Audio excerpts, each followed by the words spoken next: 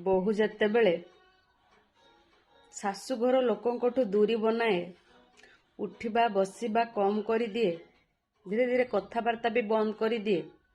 କାରଣ ସେ ବୁଝି ଯାଇଥାଏ ସେଇ ଲୋକମାନେ ହିଁ ତା ସାମ୍ନାରେ ମିଠା ମିଠା କଥା କହିଥାନ୍ତି ଆଉ ତାର ପ୍ରଶଂସା ମଧ୍ୟ କରିଥାନ୍ତି, କିନ୍ତୁ ତା ପିଠି ପଛରେ ତାକୁ ଖରାପ କହିଥାନ୍ତି ଆଉ ତାର ସମାଲୋଚନା କରିଥାନ୍ତି।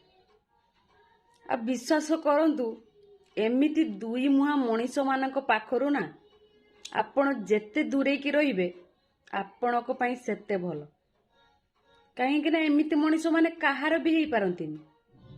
ସାମ୍ନାରେ ଏମାନଙ୍କର ଗୋଟେ ରୂପ ଆଉ ପିଠି ପଛରେ ଆଉ ଗୋଟେ ରୂପ।